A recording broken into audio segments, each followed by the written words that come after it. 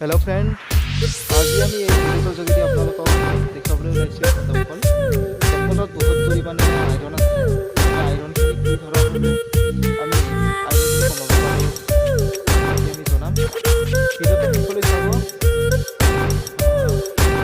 ভালদৰে চাব।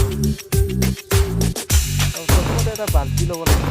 বাল্টিটো তলৰ পিনে 5-6টামান ফুটা কৰি ল'ব লাগিব। লগতে বালিখিনি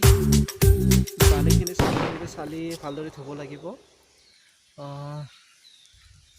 এনেকৈ ধুই বাল্টিটোৰ ভিতৰত ৰাখিব লাগিব।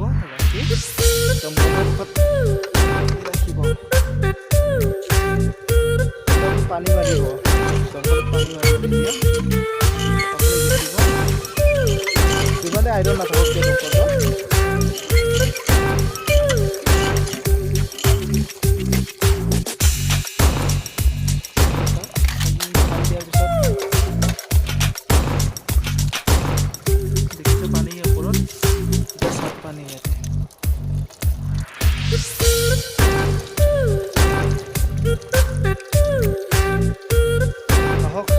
আপোনালোকে ঘৰতে নিজে বনাব পাৰিব।